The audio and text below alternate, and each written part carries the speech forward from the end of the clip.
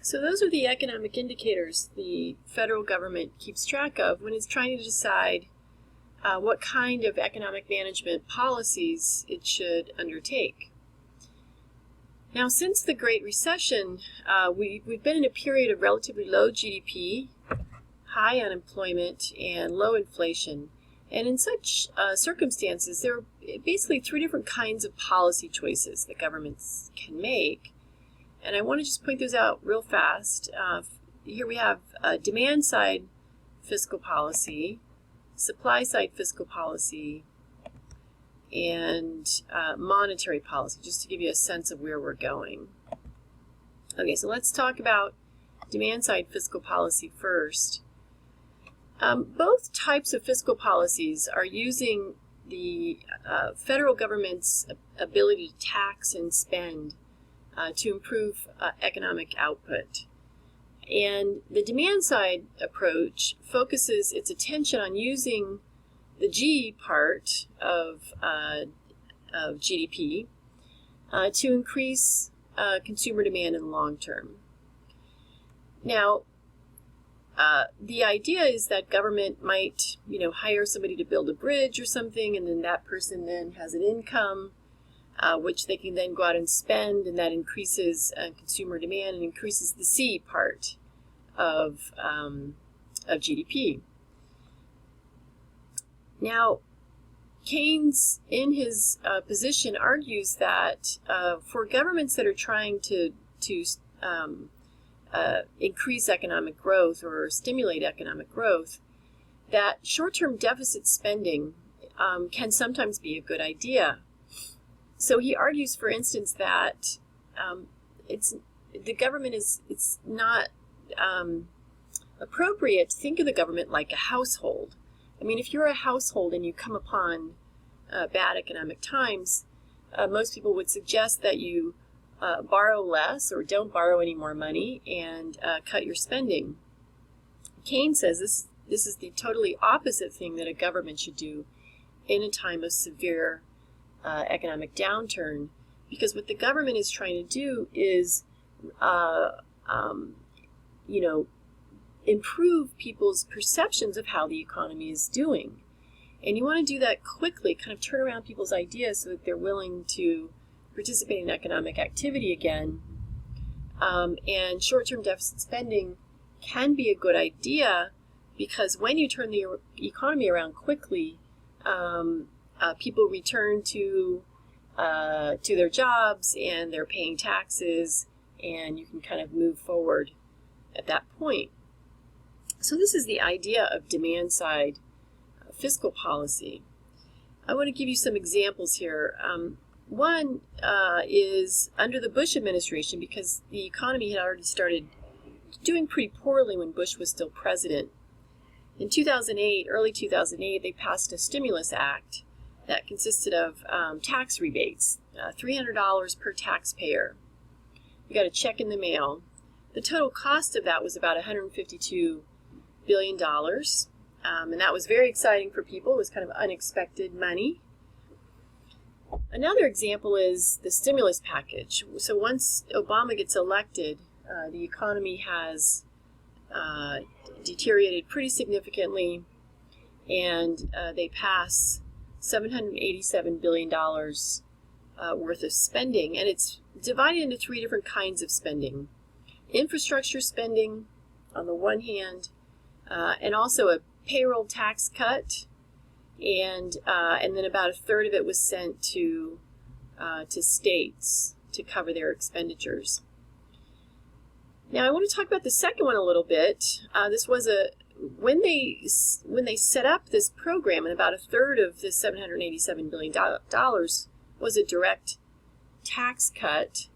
When they set it up, they decided not to do it the way that they had done it during the Bush administration, which was to send a single check to people, but to have it appear in their paychecks. On average, was about $40 per month extra in people's paychecks. And when they did it this way, most people didn't notice that money was in their paychecks. And so the reason that they did that is because when they sent the check to people, they treated it as kind of almost like a lottery, money. And what people tend to do in those cases when they have unexpected income is they take about a third of it and they pay down their credit cards or they save it, neither of which helps GDP at all. It might help you in your household, but it doesn't help grow GDP. About a third of the money in unexpected money like that is spent on imports. That expensive pair of Italian boots that you had your eye on, now you can purchase. But, imports don't help our GDP either. They bring down our GDP. And then, so only about a third of this money actually helped GDP. And so when you do it this way, though, almost all of that money ends up helping GDP. Because, at the end of the month, a family ends up with another extra $40, and so they go out for pizza. And pizza helps GDP. It's made here in America. Now, the danger of this kind of approach, demand-side fiscal policy, one danger is that, when you're borrowing money to stimulate the economy, that spending might not be enough to restore people's confidence in the economy and to restore economic growth. And in that case, if you don't really turn the economy around quickly, then what you've done is you've increased the long-term debt. And some people were arguing, and still argue today, that this $787 billion wasn't enough. That we had seen the fastest and steepest increase in unemployment since the Great Depression in 2008, 2009. And it probably needed to be more like 1.4 trillion to turn things around quickly. Another kind of an argument is that when you engage in deficit spending, of course, people become dependent upon it. They get used to the idea of deficit spending. So when you transfer money to the state governments, for instance, so they can keep the teachers on the payroll this year, well, what about next year? They're used to having that money. And, we have in this country run deficits at the federal level for, about 20 years. So there is some concern that this has been kind of built into our economic system at this point, and nobody really thinks that that's very healthy. A second kind of fiscal policy is supply-side fiscal policy, and the big difference is that it's focused on the I part of GDP with the same long-term goal of trying to increase consumption. But they're focusing on the I, the supply of goods that's created by investors who build new factories and hire new people and produce new goods. Now, most economists that take this approach, Arthur Laffer is an example of this, argue that that the tax cuts that are generated or that are recommended under this approach be accompanied by reductions in government spending. But this doesn't usually happen. I mean, every time this has been tried where we cut the taxes of the wealthy people, the investors, in order to increase economic growth during the Reagan administration and again during the Bush administration, what ended up happening is that they just increased the deficit every year and the corresponding national debt. So both types of approach end up using deficits along with their approach. So give me some examples of this. During the Bush administration, they reduced two kinds of taxes. Capital gains tax, that's the tax that one pays on investment income, from 28 down to 15%. And during the Bush administration, again, they reduced the top marginal income tax rate on the wealthiest people from 39 down to 35%. Now, when Obama came into office, he also was using supply side in his opposition to increasing taxes on the wealthy back to 39%. He had run actually partly on the platform of doing just that, but when he got into office, the economy was in such bad shape that he said that he didn't think that it was the time to raise taxes on anybody, and so he was opposed to increasing those taxes on the wealthy people, and so that didn't happen until a couple of years ago. Now, one danger of this approach is that you are relying upon investors, basically, in a downturn to invest their money. And the downturn, especially in 2008, 2009, was so severe that investors were not willing to invest their money. And so in 2010, 2011, there were kind of giant pools of cash sitting at many corporations, just kind of waiting until the economy got better before they invested their money. Now, when you take the demand side approach, of course, government doesn't have to wait for the economy to be doing well to spend that money. Another danger is that even if investors do invest that money, we see in most cases that the economic growth that's generated by these doesn't turn out to be enough to make up for the lost revenue. It's difficult to find that kind of sweet spot where you can reduce taxes just enough to end up stimulating enough economic growth that you replace and increase tax revenues. But we saw during the Bush administration and also during the Reagan administration that wasn't the case. And I want to make a couple of other comments about fiscal policy before I talk about monetary policy. One is that fiscal policy has an inherent, two inherent limits. One is that there's a time lag on the impact of this kind of policy. So if the government is going to try to stimulate the economy by building bridges and hiring people to do that, it takes a while for that to result in economic growth. The same thing with relying upon investors. It takes a while for that to translate into economic growth. Another kind of inflexibility comes from the budget. The way that our federal budget is structured right now, most of the federal budget is mandatory expenditures. Let me just show you these pie charts that are in your textbook. This is the entire federal budget, 1962 and 2013. And federal expenditures are either discretionary or mandatory or net interest on the national debt. Discretionary expenditures are expenditures that can be cut in the normal budget cycle. It does not mean that it's discretionary slush fund or anything like that. That's not what discretionary means. It means it can be cut or in the regular budget cycle.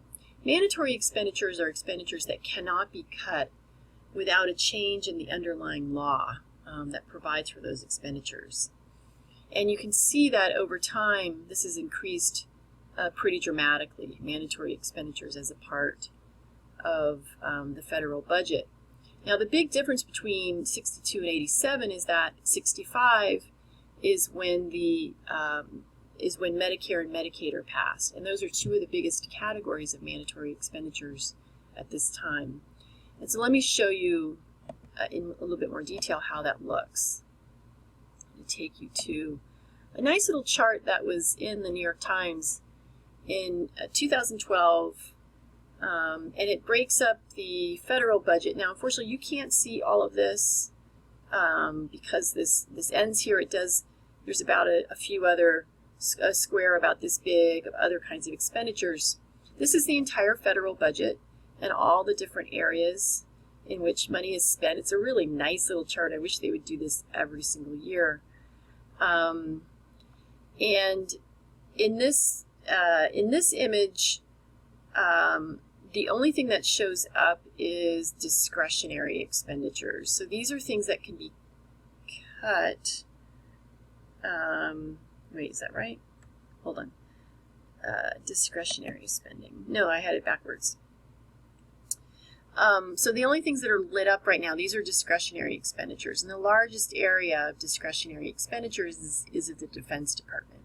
And you can see that the rest of it are fairly little tiny chunks of different things that happen. Let me highlight mandatory expenditures. This is Health and Human Services. You can see Medicare and Medicaid. So, for example, grandma is entitled to have her hip replacement surgery paid for by Medicare under the current law. We don't have any choice about saying, well, sorry, grandma, we ran out of money. You can't have it funded this year. Unless you change the underlying law to say that she's not entitled to that money, we have to pay it. Same thing with Social Security, and the other major category is the interest on the national debt. That's also mandatory. There are some categories of food and nutrition programs and unemployment insurance that are also mandatory. Most of the other departments are mostly discretionary. So just to give you an example of how that looks. Now, so there is some inflexibility. The other thing to talk about with regard to fiscal policy is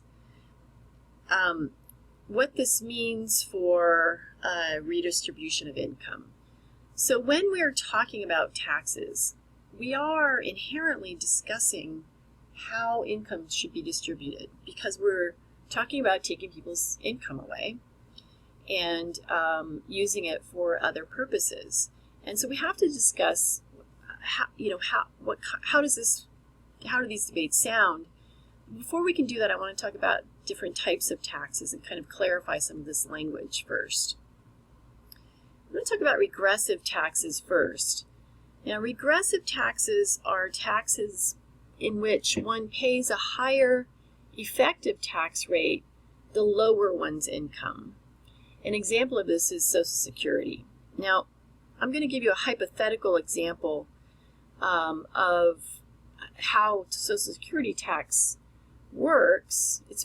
The actual numbers are very close to this. It's something like, the rates are something like between 0 and 108,000 and 6.2%, and above 108,000 and 0%. But that's harder to work with, so I'm just going to round it off to 100,000 and 6%. So let's assume that Social Security tax is paid on income between 0 and 100,000, 6% of that is taxed, and then above 100,000, the tax rate is 0.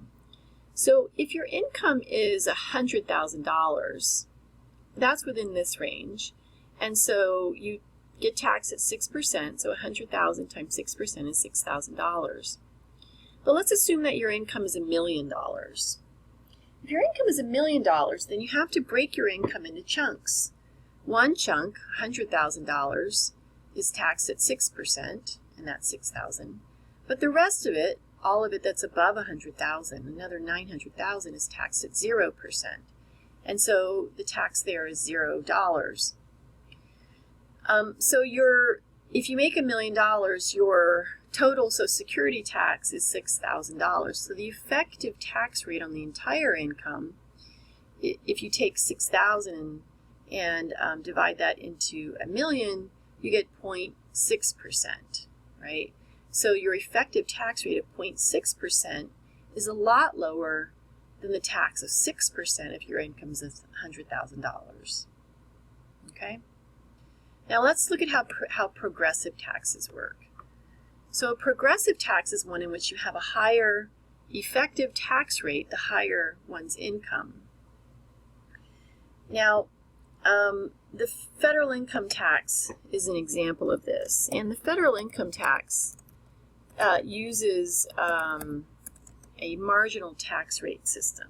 Okay, and I'm going to again use a hypothetical tax rate set of tax rates. It's quite a bit more complicated than this, but just to show you how this works, let's assume that the taxes are from $0 to $50,000 of income, the tax is 10%, and above $50,000 of income, the tax is 15%.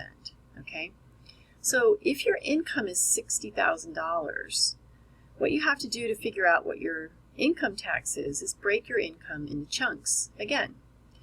So the first chunk is the stuff that's below $50,000. So $50,000 times 10%, and that's $5,000. But you still have another $10,000 of income, and that $10,000, because it's above 50, is taxed at 15%. And so the tax there is $1,500, a total tax of $6,500. So your effective tax rate on your entire income is 10.8%, and that's higher than your income if it's $50,000, right? So your tax rate is 10.8%. Now, I'm sure that a lot of you thought that the way that you would calculate the tax on $60,000 is to simply take $60,000 times 15%.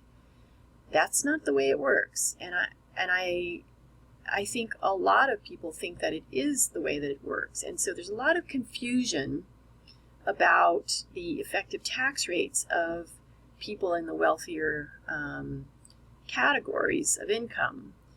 I mean, the reason that we don't do it that way, where you would start taxing the entire thing at 15%, is because it doesn't really make very much sense. So let's say that you make $50,000 right now, so your tax is 10% on your entire income, and then your boss calls you in and says, I'm going to give you a raise of $500, right? So you make $50,500. That's above $50,000, so you tax the whole thing at 15%. Well, suddenly, your entire raise is wiped away, and in fact, you actually pay more tax. You lose money on that salary increase. So that doesn't make any sense. And I've had students before who've told me, oh man, my friend just turned down a raise because he said he was going to be in the next tax bracket and he didn't want to pay more taxes. But that doesn't make any sense, because that's not the way it works, right? So we tax the higher marginal tax rate only kicks in on the portion of your income that's above the last tax rate. That's what a marginal tax rate system is. So the effective tax rate, again, is calculated by taking the tax that you end up with and dividing it into your entire income. Okay. Now, I would like for you to know how to calculate marginal tax rate, not the effective tax, a little more difficult, but make sure that you understand how this works. Okay. All right, so going back to this slide then, now that we understand these different types of taxes, we have this debate about how should the tax burden be distributed. And there are three types of debates, three ways to ask this question. One question is, what's fair? Who should justly or fairly pay more taxes? Is it fair to tax people at a higher rate just because their income is higher? So, for instance, with our progressive taxes in the income tax system, in 2014, the top 5% of taxpayers paid 64% of all the federal income taxes. But that's partly because they took home almost 30% of all the income, because we have such a high level of income inequality right now. So the top 5% kicks in at about $261,000 a year. That's about 16 million people in the country. And they too pay a higher marginal income tax than the rest do. And let me just show you how, real fast the actual tax rates. I forgot to do this. Let me get rid of this language right here. Sorry. Okay.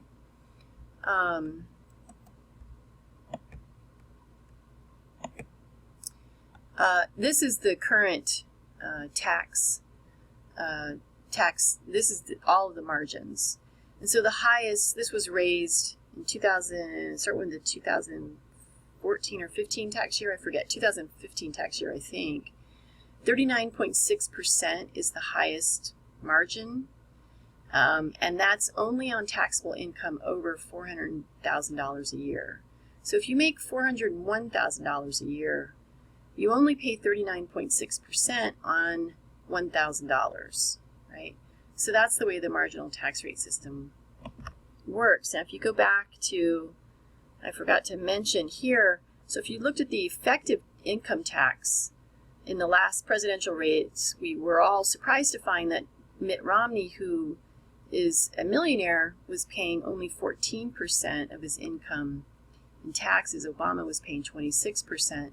Now, we know that their income is much higher, and of course, the marginal tax rate system doesn't produce for anybody a total income tax of 39.6%. It only kicks in at that higher level of income. But also, most of Mitt Romney's income came from capital gains, and so the tax rate on that is only 15%. And in this presidential election, of course, we've realized that Trump may have paid zero taxes for many years, but we don't know that for sure. And in the next section, in the next chapter, I'm going to talk about, go over a little bit more clearly how that would be the case. But at any rate, so we do have this debate about who is it fair to tax more. And so on one side of the argument is to say that people that are wealthy, it's not fair that you tax them anymore at a higher tax rate than anybody else, that everybody should pay the same amount, and we should have sort of a flat tax system. But on the other side, one could say that, the only reason that some people make so much more than other people do is because they manage to be the ones to set the incomes. And they, don't work any harder than a lot of people do that make very little income. And so it is fair that wealthy people may pay more. But you can use the fairness argument on both sides of the debate. Here's another type of argument, though, different type of argument. Who does it make economic sense to tax more, right? And this brings you to the demand versus supply side approaches that we just talked about. So a demand side approach would say that it makes sense to tax wealthy people more so that government can then turn around and spend the money on things that give middle class people more money to spend, right? Either in providing contracts so that they have jobs, or in providing tax rebates to middle class people, or in making it so that middle class families don't have to pay as much for college, and that frees up money for them to spend on other kinds of things. It increases the economic power of the middle class. So that's the demand side approach. The supply side approach, of course, argues that it makes more sense to tax wealthy people at a lower rate to allow them to keep their money, because they'll take their money and invest it and create jobs. In the presidential debate, the two sides, the two candidates divide on this question. Trump certainly is more in favor of giving very large tax cuts to wealthy people, and his argument is that it's going to increase economic growth, and he's taken a very strictly supply side approach to that. Hillary Clinton has argued that wealthy people should pay higher tax rates. So in her program, for instance, is a tax surcharge on people making more than $5 million a year. I think the tax rate on that would be something like 47% on income above $5 million. And also a minimum income tax of 30% for people for incomes over $1 million, so that someone like Donald Trump wouldn't be able to pay zero income tax. He would have to pay at least 30% of his income over $1 million in tax. So very different, about as starkly different an approach as one could get among these candidates in terms of who does it make economic sense to tax more. But there's a third kind of argument that has to be dealt with, and that's the question about, it's a very pragmatic kind of argument that starts with the number 4 trillion. And that is about how much the federal government spends every year. So however one distributes the tax burden, one needs to collect $4 trillion in revenue. And if you go with the kind of the fairness argument that the wealthy shouldn't pay any higher level of tax than anybody else, it's impossible to get to $4 trillion of revenue if you have a flat tax. And so unless you're going to seriously cut expenditures under a plan like Donald Trump's plan, for instance, you're not going to produce enough revenue to avoid increasing the national debt even farther than it is. And we've already talked about the fact that it's very difficult to seriously cut federal government expenditures. Almost 2/3 of the federal government of the expenditures right now are in those 3 areas of mandatory expenditures that one really can't cut. Now, in the current situation, with such a partisan divide among elected officials, this is quite difficult. And they're taking these very starkly different approaches to these questions that really require some kind of a compromise to get these decisions made. So in the past few years, with a severely divided government, the most important policy tool that we've had at the federal level has been monetary policy. And monetary policy is using government control over the money supply to improve the economy. And so in a situation with low GDP, high unemployment, low inflation, the recommendation is to increase the money supply from the standpoint of monetary policy. Now, this kind of a policy is carried out through the Federal Reserve, which is our central bank. It's a quasi-public-private organization. At the top, it's government-appointed officials, and at the bottom, the system of private banks in the country. Banks have a choice about whether to be a part of the system or not, but most banks want to be because it increases the flexibility that they have to loan money out and make money. Now, the kinds of policy tools that the Federal Reserve can use to increase the money supply in a normal kind of situation is that one thing that they can do is increase or decrease the amounts banks have to hold as cash among their deposits. So if you decrease the amount that banks have to hold as cash, then they have more money to loan out, and that increases the money supply. Another thing is to decrease the interest rates that banks have to pay for overnight loans. And when you decrease the amount that they have to pay to kind of balance their books at the end of every night, they have more money to loan out the next day.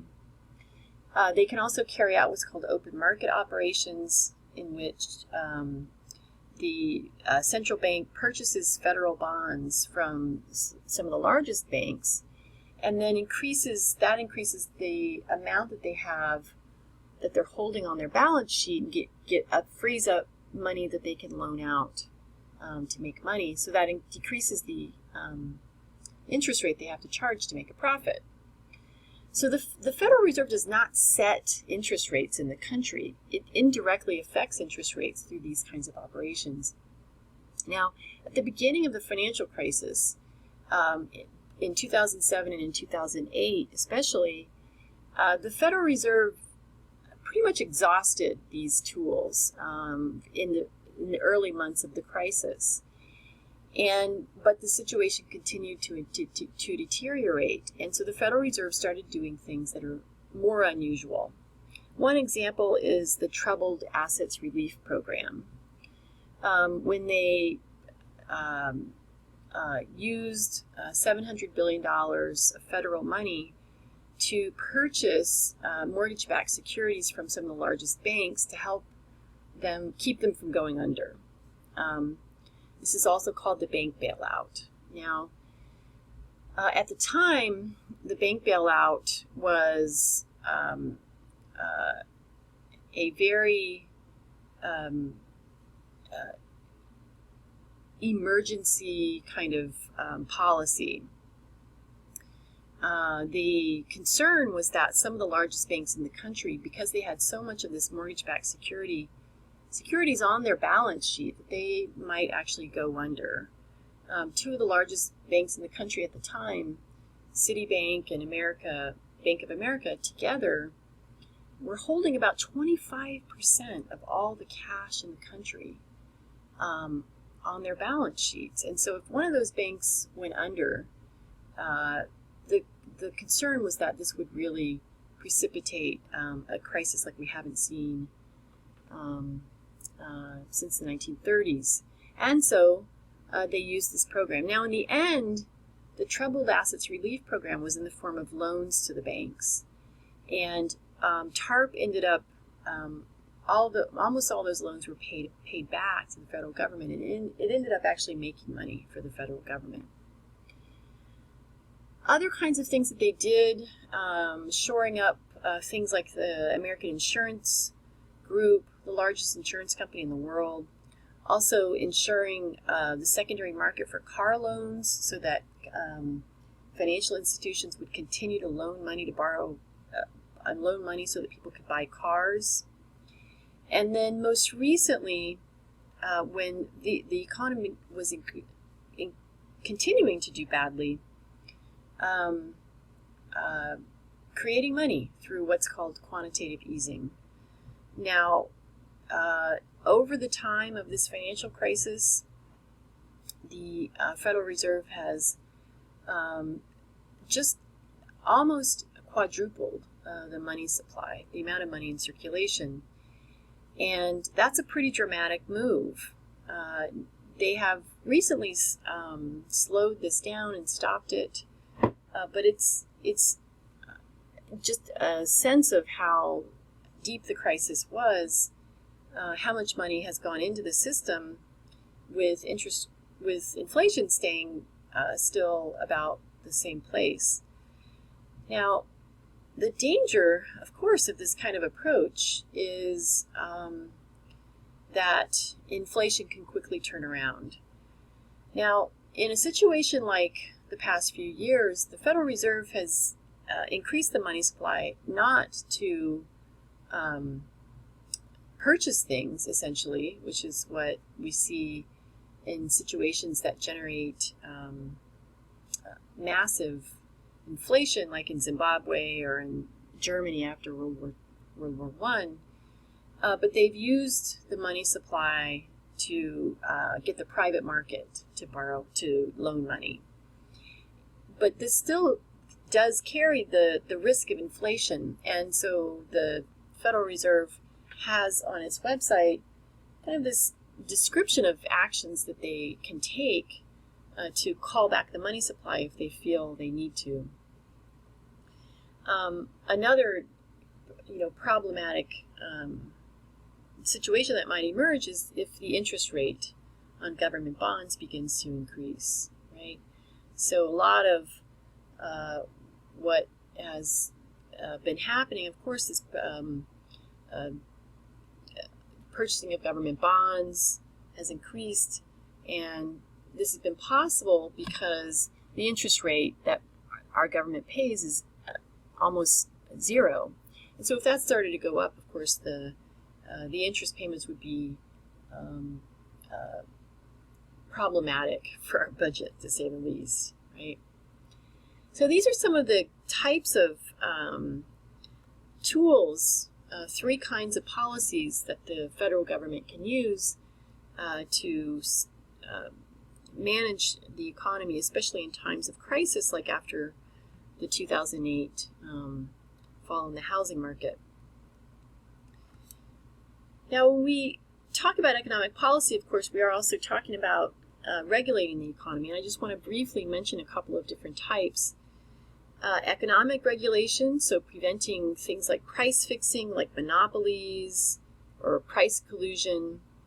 And also social regulation, things like regulating for the negative effects of pollution, where the cost of pollution, to require that the cost of pollution be shared by those who are polluting, so that they aren't, the indirect costs are not put onto society.